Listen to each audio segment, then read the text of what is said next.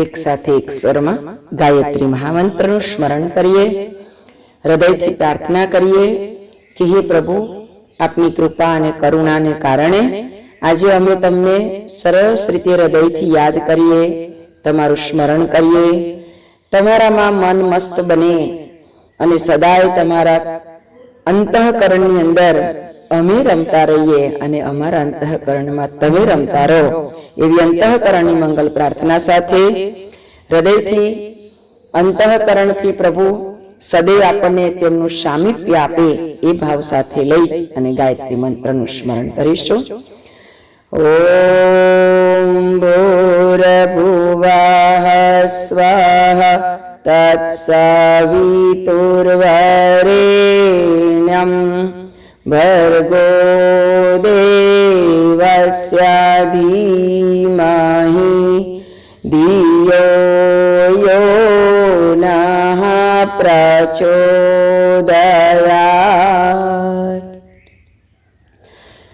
અજ્ઞાનતિમિરાન્ધસ્ય જ્ઞાનાંજનશલાકયા ચક્ષુરન્મીલિतं येन तस्मै श्री गुरवे नमः. या देवी सर्वभूतेषु मातृरूपेण संस्थिता नमस्तस्यै नमस्तस्यै नमस्तस्यै नमो नमः. परम पूज्य गुरुदेव परमनीय माताजी, आदि शक्ति वेद माता, देव माता, विश्व माता, माँ गायत्री ना पावन चरण कमल में अनंत कोटि दंडवत प्रणाम साथे स्वाध्याय में उपस्थित तमाम श्रद्धाळु वाला परिजन भाई बहनों, आप सौना अंतःकरण में विराजमान परम चैतन्य स्वरूप परमात्मा ने मारा कोटि कोटि वंदन. सौने जय गुरुदेव. आओ स्वाध्याय नो क्रम आपणो नियमित रूपे सरस चालतो रह्यो छे अने चालतो रहेशे. केवी कृपा कहेवाय भगवाननी कि आपने एन केन प्रकारे कोई ने कोई प्रकारे एमनी साथे जोड़ावानो एक मौको मळ्यो. परम पूज्य गुरुदेव कहता कि बेटा हृदय में थोड़ो पण प्रेम होय छे ने प्रभु माटे, त्यारे प्रभु आपने गमे ते बहाने पोतानी पासे बोलावे छे. तो आ गुरुजीनी अमृतवाणी ज्यारे वांची ने त्यारे मने एम थयुं के आ बधुं पण एक केवो योग कहेवाय कि આપણે સ્વાધ્યાયમાં બેસીને આપણે એક પરમ ચેતનાની સાથે જોડાવા જઈ રહ્યા છે. ડોક્ટર મહાદેવ પ્રસાદ મહેતા એમ કહેતા કે આપણે જેનું સ્મરણ કરીએ ને એના જે ઓરા બ્રહ્માંડની અંદર ફરતા હોય ને એ તરત જ આપણી તરફ આવવા માંડે અને એ ઓરા એ શક્તિ એ આપણા રોમ રોમમાંથી આપણી અંદર પ્રવિષ્ટ થાય.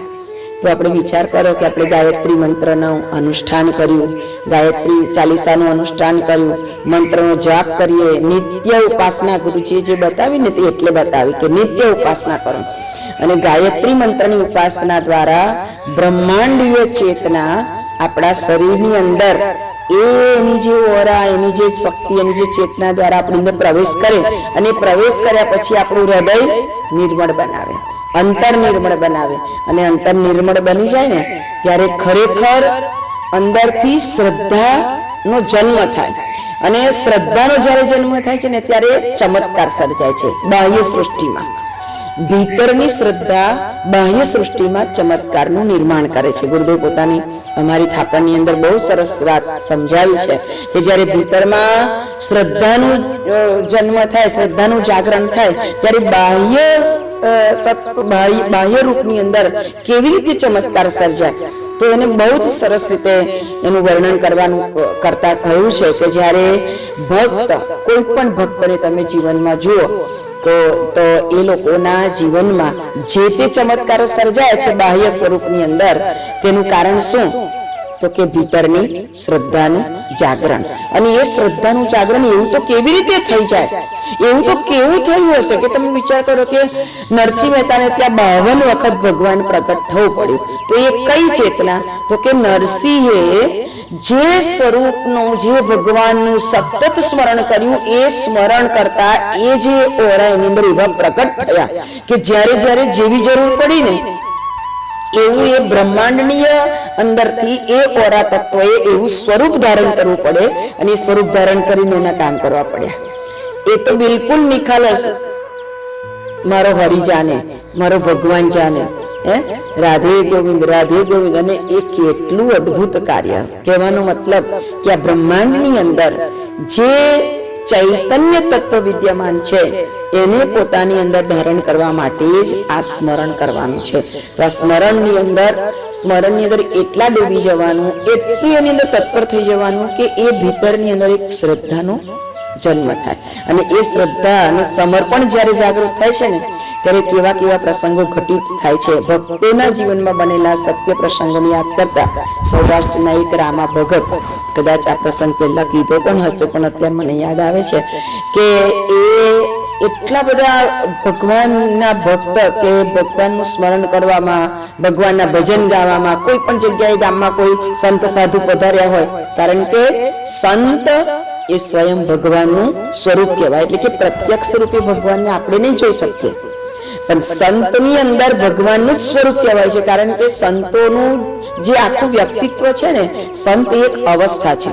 સંત કપડાથી ના મપાય, સંત પહેરવેશથી ના મપાય, સંત માળાઓ પહેરવાથી કે તિલા ટપકા તાનવાથી કે 10 આંગળીઓની અંદર વીંટીઓ પહેરવાથી સંત ના બનાય. સંત એ વસ્ત્રની અંદર મપાય એવું વ્યક્તિત્વ નથી. સંત એક અવસ્થા છે.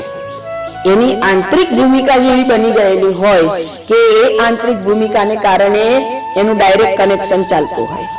એ ખાલી આમ આંખ બંધ કરીને બેસે ને એનું સ્મરણ કરે ને ત્યાં તો એની અંદર દર્દ હોય, એની અંદર જે વેદના હોય, એની અંદર જે વિચાર હોય ને એ સામે ઘટિત થવા માંડે. એ સંતનું અસ્તિત્વ છે. તો એવા સંતો પણ જો ગામમાં પધારે હોય ને તો આમ આજીજી કરીને તેડી લાવે કે આવો પધારો પધારો ભગવાન મારી ઘર પધારો અને પ્રસાદ ગ્રહણ કરો. હવે તમે લગભગ જોયું હશે ને તો બહુ ઓછા ભક્તો એવા છે કે જેની પાસે ધન ધાન્ય અને સંપત્તિ વધારે હશે. બાકી લગભગ બધા ભક્તોને તમે જુઓ ને તો કે બધા ગરીબ જ હતા. એમની પાસે લગભગ કશું ના હોય અને ભગવાને આવીને બધા કામ કર્યા હોય. એટલે ગરીબી પણ એમના માટે તો આશીર્વાદ રૂપ ના કહેવાય કે ભગવાન આવે. ગરીબી એટલે જે અવસ્થા, ગુરુદેવનું કહેવું એવું છે કે જે પણ અવસ્થા, જે પણ પ્રસંગો આપણા જીવનમાં બનતા જાય ને એ આપણા ભલા માટે જ હોય. સંત, સાધુ અને ભક્તો એ માનસિકતાથી જ જીવતા હોય. ગમે તેવું મોટું પહાડ તૂટી પડે ને તો એ તો એવું જ વિચારે કે અમે કંઈક ભગવાન સારું કરવા માંગતા હશે, અમે ગુરુદેવ કંઈક સારું ઈચ્છતા હશે. બસ એ જ વિચારધારા જ્યારે ભક્તના હૃદયની અંદર જાગે છે ને ત્યારે એને કોઈ પણ પ્રસંગો ગમે તેવા આવે ને એને દુઃખ ના થાય. હવે એકવાર એવું બને છે કે એ રામા ભગત કે જેને આવી રીતે તે સંતોને બોલાવી લાવવાની, તેડી લાવવાની, ઘેર આવીને પછી કહેવાનું ઘરવાળીને કે સંત વધાર્યા છે, વ્યવસ્થા કરજો. એટલે પેલી ઘરવાળી ઊંચી નીચી થાય કે કશું છે નહીં અને આ લઈ આવ્યા, હવે મારે કંઈક કરવું પડશે. એટલે ધીરે ધીરે કરતા એ ઘરવાળી પાસે જે કાંઈ હતું ને એ બધું જ વેચાઈ ગયું. વાસણ સુદ્ધા પણ ધીરે ધીરે કરીને ઘરવાળીને વેચી દેવા પડ્યા. અને એવા સમય, એવી કટોકટીનો સમય આવ્યો ત્યારે તેના ભગતને ત્યાં 8-10 સંતો પધાર્યા. ગામના ચોરે પૂછી લીધું કે ભાઈ કોને ઘેર મને આશરો મળશે. એટલે ગામના લોકો આવું જ બધું જોતા હોય. ઘરમાં આંડલી કુસ્તી કરે હું કામ બધાને તેડી જતો હશે, હું કામ ખવડાવતો હશે. અને આવું બધા વિચારીને બેઠેલા હોય, ચોરા ઉપર એવા જ બેઠેલા હોય કે જેને કોઈ કામ ધંધો ના હોય, અને બિલકુલ એમ સરકારી નોકરી મફતમાં કરવાની હોય, જનરલ બધું જ્ઞાન લઈને બેઠેલા હોય, એવા જ હોય બધા અમસને આગલે દાડવાળા. એટલે એમને એ જ બધું ફાવે. એટલે એમને પાછું રામા ભગતનું ઘર બતાવ્યું. હવે રામા ભગતનું ઘર બતાવ્યું, 8-10 સંતો આવ્યા, વિચાર કરે રામા ભગત કે હવે શું કરું. એટલે ઘરવાળીને કીધું કે આપણે વ્યવસ્થા કરવી પડશે, આપણે ઘેર સંતો પધાર્યા છે. એટલે ઘરવાળી કે ભલે ચિંતા ના કરશો, આપણે આ વખતે ખેતરમાં વાવવા માટે જે બાજરો રાખ્યો છે ને દરાવી આવો, જાઓ દરાવા પેલા ભગતને મોકલ્યા. અને એની પાસે જે કપડા હતા એ કપડા લઈને બજારમાં ગઈ અને કપડા વેચી અને ગોળ લઈ આવી, થોડું ઘી લઈ આવી. અને આ રીતે સંતોને સીધું સામાન આપ્યું કે લો બાપ તમે જમો, અમારે ઘેર પધાર્યા છો. કેમ કે સંતો પાછા જાતે બનાવીને જમે.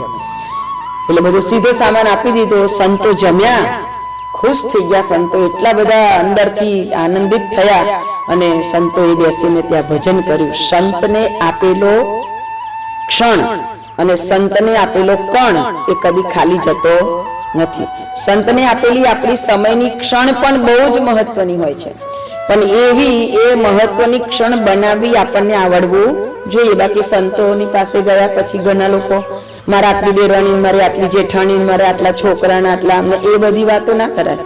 સંતોની પાસે બેસો ને એટલે આત્મકલ્યાણ સિવાય આપણને કશું જ યાદ ના આવવું જોઈએ.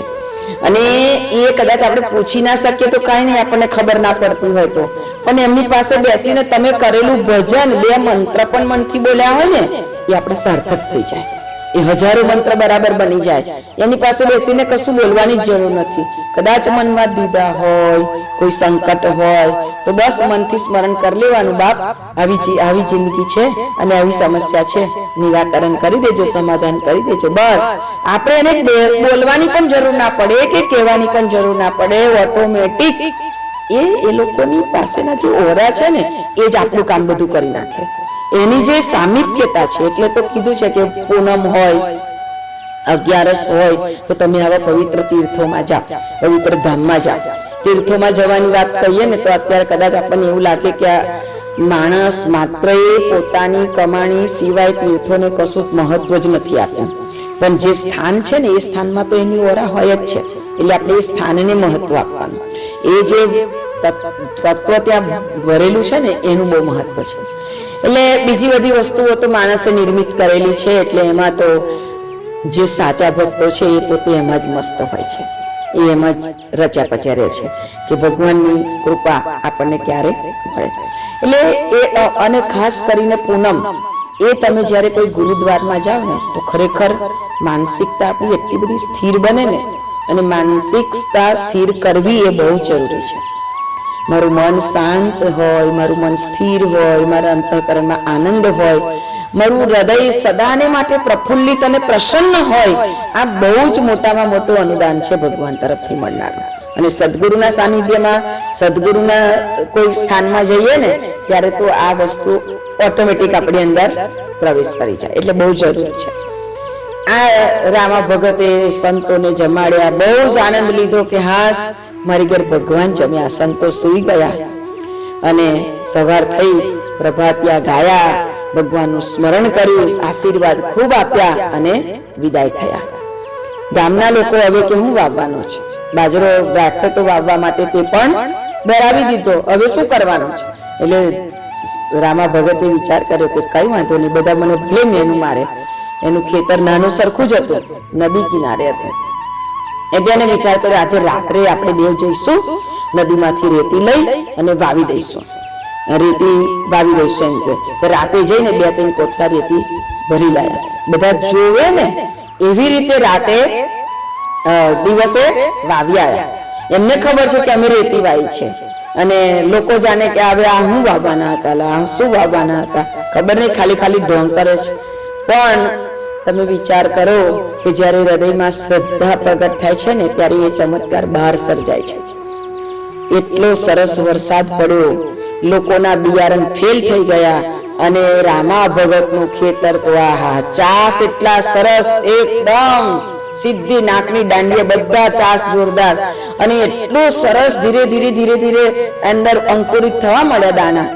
અને એમને નથી ખબર, એમને તો એવું જ હતું કે હવે આપણે હુઈ જવાનું શાંતિથી, અહીંયા કાંઈ થવાનું નથી.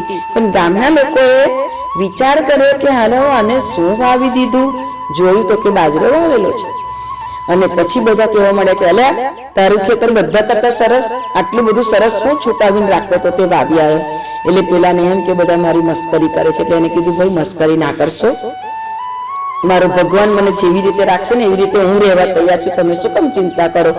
મને એટલો વિશ્વાસ છે કે ભૂખે સુવડાવતો નથી, એ ગમે તે રીતે કંઈક ને કંઈક અમારી વ્યવસ્થા થઈ જાય છે, અને અમને પેટ ભરી સુવડાવે છે. કદાચ ઉઠાડે છે ભૂખ્યો, દિવસે પણ કશું નથી મળતું, પણ સૂતા પહેલા તો એ કોઈને કોઈ વ્યવસ્થા કરી દે છે, અને અમે પેટ ભરીને ખાઈને સૂઈ જઈએ છીએ. પણ મસ્કરી ના કરશો. ત્યારે એક વડીલે એ રામા ભગતને કીધું કે ભાઈ આજે તો હું ચાલતો નદીએ પહેલવા ગયો હતો ને પણ ખરેખર તારું ખેતર એટલે કેવું પડે, એક કચરાનો એક તણકલું પણ નથી, અને ચાસ એટલે એકદમ સીધા ચાસ, અને કેટલી સરસ પાક ધીરે ધીરે મોટી મોટી એમ કે કેળપુરની તારી ખેતરમાં બાજરી થયેલી છે એમ કે. તો કે બાપા તમે હોય એમ કે મારી મસ્કરી કરો છો? તો કે ના બેટા તું જઈને જોઈ આવ જા. એટલે એને ઘેર જઈને એની ઘરવાળીને કીધું કે ચાલ આપણે ખેતર જઈએ. તો કે હું કરવા, તમે આંખમાં આંસુ લાવો છો? તો કે ના ના, આંખમાં આંસુ નથી લાવવા, આજે તો મને આ દાદાએ કીધું છે ને એટલે વાત સાચી હશે.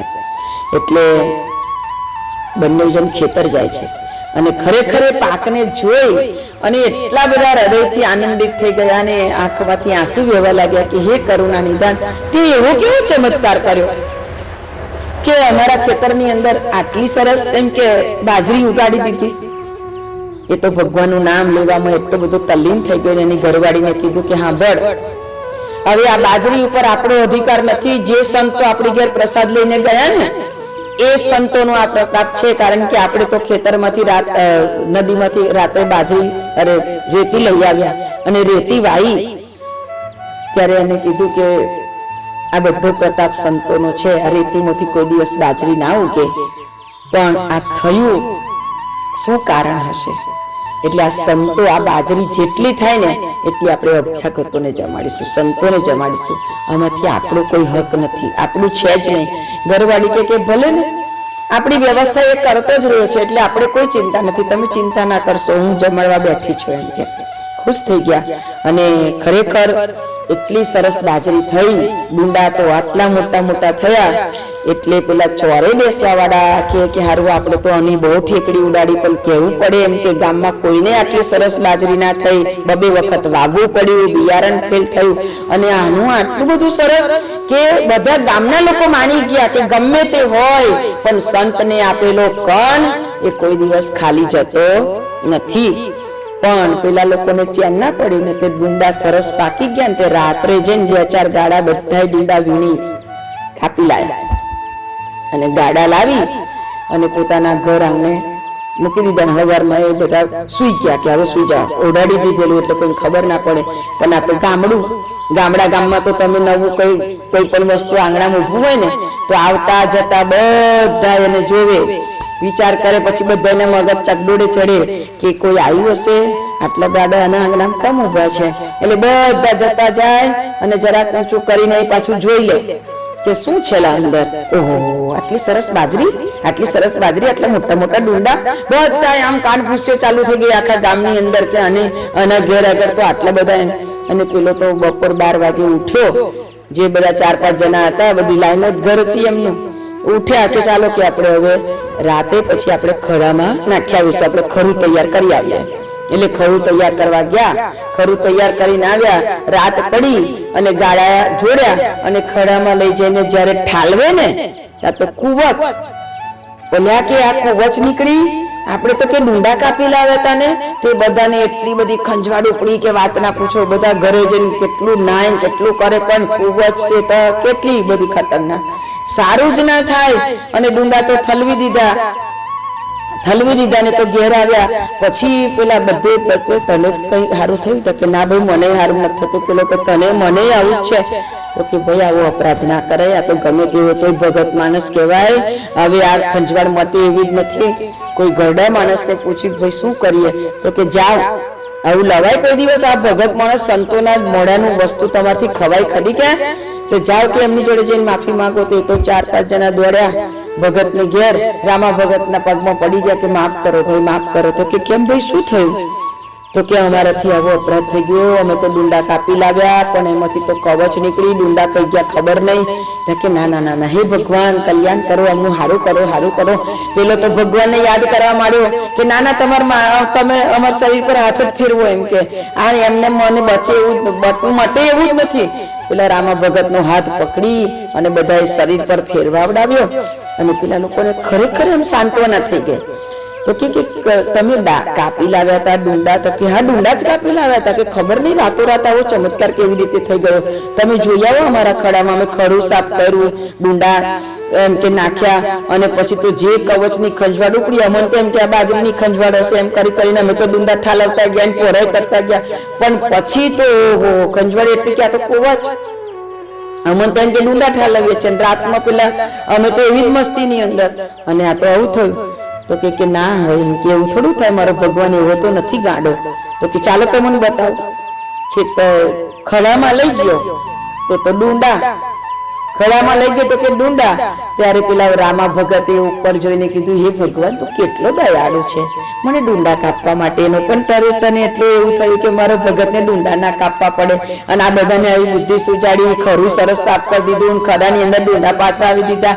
અરે મારા નાથ તું કેટલો કરુણા નિધાન છે, તો ભગવાનને એટલું બધું યાદ કરે. અને પેલા લોકો કે વાત સાચી છે, એમ કે આ ભગતની રક્ષા કરવા માટે, ભગતનું કામ ઓછું કરવા માટે ભગવાને આપણને બુદ્ધિ સુજાડી. જો આપણે ખરેખર ભગવાનને નથી જોયા પણ ભગતના પણ ચરણ પકડી લઈએ ને તો ભગવાન આપણું સારું કરે. ચાલો હવે આપણે રામા ભગતને જ ભજવાના. એટલે રામા ભગત કે મને ના ભજાય ભાઈ, ભગવાનને જ ભજાય, પણ મને જેવી રીતે ભગવાન આમ બધું મારી રીતે મારી સરસ કામ કરે ને, તમે જો ભગવાનને શ્રદ્ધાથી ભજો ને તમારું કામ ભગવાન કરે. મતલબ કે ભગવાન પણ તમને આધીન રહે, તમે જો એવા નિખાલસ ભાવથી ભગવાનને ભજો. અને ખરેખર જે લોકોની અંદર ભગવાન માટે બિલકુલ નાસ્તિક ભાવ હતો, એકદમ ભગવાનને માને જ નહીં એવા હતા, એ બધા આ પ્રક્રિયા બનીને આ પ્રસંગ બન્યો ને એટલે બધાના હૃદયમાં એક આસ્થા જાગૃત થઈ અને બધાના અંતઃકરણની અંદર ભગવાન માટે એક એવો ભાવ જાગૃત થયો કે ગામ આખું સત્સંગી બનવા લાગ્યું. ગામમાં બધા હવે ભગતને ત્યાં આવવા લાગ્યા, રામા ભગતને ત્યાં બેસવા લાગ્યા. ભગત ચિંતા ના કરો, ગમે તેટલા સંતો આવે, આપણે તૈયાર જ છે. અને રામા ભગતનું જે ઝૂંપડું હતું ને એના બદલે બધાએ સરસ જગ્યા બનાવી દીધી, રસોડું સરસ બનાવી દીધું. સંતો પધારે તો શાંતિથી રહી શકે, બેસી શકે, ભોજન પ્રસાદ લઈ શકે, ભંડાર ભરાવા માંડ્યા. કહેવાયું છે કે ભગવાન કે છે કે બેટા તું મને કઈ પણ આપે છે ને તો હું એનાથી તને હજારો ગણું કરીને પાછું આપું છું. એટલે ભગવાન કે છે કે આ સંસાર એ મારી બનાવેલી જ દુનિયા છે અને કણકણમાં હું વ્યાપ્ત છું. તમે મને એમાં શોધો, એમાં જોવાનો પ્રયત્ન કરો. જે મને એ બહુ જ ગમે, મુझ में राम तुझ में राम सब में राम समाया है, कर लो सबसे प्रेम जगत में कोई नहीं पराया है, कर लो सबसे प्रेम जगत में कोई नहीं पराया है. એટલું સરસ ભજન છે કે એમ થાય કે હે પ્રભુ ક્યારે આવી દ્રષ્ટિ અમને આપશો કે હું બધાની અંદર તમને નિહાળી શકું. આ નિર્મળતા આપણા ભીતરમાં પ્રાપ્ત થાય. ભગવાન કહે છે કે હું બધામાં બેઠો છું, તારામાં છું અને સૌની અંદર છું. કીધું છે ને જૈસે તિલ માહે તેલ, જૈસે ચકમક મેં આગ. તલમાં જેવી રીતે તેલ છે અને પેલા લાકડામાં જેવી રીતે આગ છે. તેરા સાઈ તુજ મેં જાગ શકે તો જાગ. આપણો ભગવાન આપણી અંદર જ છે, આપણે એને જાણવાનો છે, એને જોવા સમજવાનો પ્રયત્ન કરવાનો છે. મારી અંદર છે, એ જ બધાની અંદર છે. તો હે પ્રભુ એ દિવ્ય દ્રષ્ટિ આપણને પ્રાપ્ત થાય તો ક્યારે થાય? તો પરમ પૂજ્ય ગુરુદેવ કહે છે કે બેટા મીરાનું હૃદય નિર્મળ થયું ને ત્યારે ગિરધર ગોપાળની ઝાંખી પોતાની અંદર થઈ. એટલું જ નહીં, જ્યારે એનું હૃદય નિર્મળ થયું અને જ્યારે મીરાને પકડવા માટે રાણા છેક દ્વારિકા સુધી પહોંચે છે ત્યારે મીરાએ કીધું છે કે હે ગિરધર ગોપાળ, હું તને પ્રેમ કરું છું ને એવું માનું છું, પણ તું મને પ્રેમ કરતો હોય ને, તું જો મને તારી માનતો હોય ને તો બસ થઈ ગયું, હવે તું મને તારામાં સમાવી લે. આખું દ્વારિકા મંદિર ભક્તોથી ભરેલું હતું, ભીડ ભરેલી હતી અને એવા સમયની અંદર મીરાથી રહેવાયું નહીં ને તે દોટ મૂકે છે ત્યારે મૂર્તિની અંદરથી, મૂર્તિના હૃદયની અંદરથી મીરાને આવકારે છે ભગવાન. અને એ દ્વારિકાનાથ મીરાને પોતાના હૃદયની અંદર સમાવે છે. ધીરે ધીરે મીરા તો અંદર સમાઈ ગઈ, પણ મીરાની જે ચૂંદડી હતી ને એ ધીરે ધીરે અંદર જતી બધાએ જોઈ, ત્યાં સુધી તો કોઈને કાંઈ ખબર જ ના પડી. અને જ્યારે એ ચૂંદડી પકડવા માટે પંડિતો દોડે છે ને ત્યારે બધું સ્તબ્ધ થઈ જાય છે, ચૂંદડી અંદર જતી રહે છે અને દ્વારિકાનાથની મૂર્તિ એવી થઈ જાય છે. મીરા ક્યાં ગઈ ને એ કોઈને ખબર નથી. આવા પ્રસંગો, આવા ચમત્કારો શ્રદ્ધા ઘટિત કરે છે, પણ એના માટે ઘણું બધું સહન કરવું પડે છે. એમને નથી થતું. મીરાએ ઓછું સહન નથી કર્યું. કોઈ પણ ભક્તોને જુઓ, ઓછું સહન નથી કર્યું. એટલે જ્યારે પણ ભક્તિ કરતા કરતા કાંઈ પણ સહન કરવાનું આવે ને તો એવું નહીં વિચારવાનું કે હવે છોડી દઈએ, હવે મૂકી દઈએ. ખરેખર આવા વિચારો તો શરૂઆતની અંદર અમને પણ આવતા હતા. ક્યારેક કોઈ કશું એવું કહી જાય ને તો એવું થઈ જાય કે ના બા હવે આવું ના કરાય, તો આ બધા તો કેવું કે. પણ એવા જ સમયે, એ જ સમયે મારા ગુરુદેવે હૃદયમાં આવીને આમ અવાજ કર્યો હશે કે બેટા આ તો શરૂઆત છે, હવે પગથિયા ચડવાની શરૂઆત છે, ઘણું બધું આવશે, પણ આ બધાને આપણે પ્રેમથી સ્વીકારવાનું.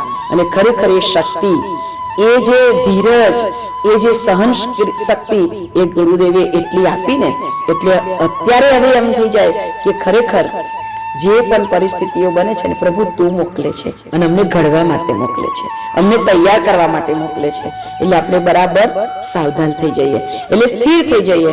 અંદર એવું દુઃખ ના થાય કે આવું બધું મને આવું કેવી રીતે આવે, આવું કેમ થાય એમાંય કઈ હિત હશે. બસ ગમે તેવી પરિસ્થિતિઓ આવે ને ત્યારે હે ગુરુદેવ આમાંય તમે મારું કઈ હિત કરવા માંગતા હશો એટલો જ વિચાર આપણને આપવો જોઈએ. બસ અને બધા જ જેટલા તમારી સાથે આજે કરોડોનો ગાયત્રી પરિવાર, આજે આ કરોડોનો ગાયત્રી પરિવાર આજે તમારાથી જોડાયેલો છે, તમારાથી બંધાયેલો છે, બધાના હૃદયમાં એ નિર્મળતા આપજો કે તમને હૃદયથી માની શકે, જાણી શકે. તમારી કૃપા દ્રષ્ટિ કિરણો એમના હૃદયને નિર્મળ બનાવે. નિર્મળ મન જન સો મોહી પાવા, મોહે કપટ છલ છિદ્ર ન ભાવા. અમારા બધાની અંદરથી કપટને દૂર કરી દો, છલને દૂર કરી દો, જે કોઈ પડદા છે બધાને હટાવી દો અને હૃદય નિર્મળ કરી દો. ગંગા ના જળ જેવું નિર્મળ. કબીર કહેતા ને કબીરા મન નિર્મલ ભયો, જૈસે ગંગા નીર પીછે પીછે હરી ફિરત. કહે કબીર કબીર, કબીરની પાછળ ભગવાન પડતા હતા, ઉભો રે તારે શું કામ છે, શું થયું છે, શું છે. અને એટલે કબીરજી સ્વયં, એ તો સ્વયં જ પ્રાગટ્ય હતું. પણ એ નિર્મળતા આપણે જેને ભજીએ ને એવી નિર્મળતા આપણામાં આવે. એમની નિર્મળતાને આપણી અંદર લેવા માટે એમને ભજવાના, એમને એટલે યાદ કરવાના કે તમારા જેવી નિર્મળતા અમને આપો, તમારા જેવું દિવ્ય વ્યક્તિત્વ અમારી અંદર આવે. જેને ભજીએ એવા બનીએ, જેને ભજીએ એવા બનીએ. આ સિદ્ધાંત છે, વિજ્ઞાન છે આ તો. એટલે સતત એનું સ્મરણ કરીએ તો ધીરે ધીરે એ નિર્મળતા આપણા ભીતરમાં ઉતરે. આપણને પૂરી દુનિયાની અંદર પ્રભુના દર્શન થાય. બસ માનવ જન્મ એ એના દર્શન માટે છે, એને માનવા માટે, એને જાણવા માટે, એને સમજવા માટે, એને અપનાવવા માટે, એનામાં ભળવા માટે મળેલો છે. તો આપણો માનવ જન્મ સાર્થક થાય એ જ અંતઃકરણની મંગલ પ્રાર્થના સાથે આજના વાણી પુષ્પને ગુરુદેવના ચરણોમાં અર્પણ કરીએ. હે પરમ પૂજ્ય ગુરુદેવ, હે પરમનીય માતાજી, ત્રિવેણી સંગમ જન્મ શતાબ્દીનો આવી રહ્યો છે, ત્યારે આ શતાબ્દીના મહોત્સવને અમે સરસ રીતે 2025, 2026 અને 2027 આ 3 વર્ષ આપણને શાંતિકુંજથી, યોગ તીર્થ શાંતિકુંજથી આપણને આપવામાં આવે છે કે આ 3 વર્ષ તમે બરાબર સાધના કરી લેજો. હવે પછીનો જે સમય છે ને મહાપરિવર્તનનો સમય છે. આ મહાપરિવર્તનના સમયમાં 3 વર્ષની અંદર આપણાથી જેટલી નિખાલસ ભાવનાથી સેવા થાય, સાધના થાય, આજે આપણું અમારું આ ગાયત્રી કામધેનુ સેવાથી ભોરદાની અંદર પણ તમે જુઓ કે એક પછી એક ગુરુદેવ સેવકોને પણ મોકલતા રહે. હે ગુરુદેવ, અત્યારે તો દીકરીઓની સંખ્યા પણ વધી ગઈ, તો એવું થાય કે આ બધું કેવી રીતે સરસ થશે, પણ થયા જ કરે. એ સેવકો પણ એવા આવતા જાય કે બધી સેવા પણ એની રીતે સરસ થયા કરે. આપણે તો કેવળ નિમિત્ત બનીએ, કરનાર કરતા હળતા પરમ પૂજ્ય ગુરુદેવ છે. અને એટલે જ એક વિશ્વાસ બંધાઈ ગયો કે આ બધું તમે કરી રહ્યા છો, પણ અમને જે કામ સોંપ્યું છે ને અમે પૂરી નિષ્ઠાથી કરી શકીએ. બસ પૂરી શ્રદ્ધાથી, કોઈ પણ જાતના ક્યાંય પણ મનની અંદર કોઈ પણ એવી વિચલિતતા આવ્યા વગર અમે આ કાર્યને નિભાવી શકીએ. તમારા બધાનો અમને ખૂબ સાથ મળે છે. ખરેખર બહુ આનંદ થાય છે. તમારા બધાના માટે ભગવાનને પ્રાર્થના કરીએ કે આ બધા જ મારા તમામ સહયોગી, મને જેમને સહયોગ જે કર્યો બધાને ખૂબ એમના દેવ પરિવારનું કલ્યાણ કરજો ગુરુદેવ. સૌનું કલ્યાણ કરજો, સર્વના કષ્ટોને દૂર કરી સૌના માટે આપનો ખૂબ પ્રેમ વરસે. એ જ અંતઃકરણની મંગલ પ્રાર્થના સાથે ગુરુ ચરણોમાં આજના વાણી પુષ્પને અર્પણ કરીએ છીએ. નવી દીકરીઓ આવી રહી છે ને, ત્યારે ઘણા બધા દીકરી દત્તક લેનારા ભાઈઓ એ પણ પુનઃ સામેથી એમ કીધું કે આ વખતે નવું સત્ર શરૂ થઈ ગયું બેન, આ વખતે પણ અમારી એક દીકરી માટે અંશદાન કરવું છે. ખરેખર હૃદયથી એ બધાના માટે ખૂબ દિલથી પ્રાર્થના કરીએ. મારા ગુરુદેવ સૌનું કલ્યાણ કરે, એ જ હૃદયની મંગલ પ્રાર્થના. જય ગુરુદેવ.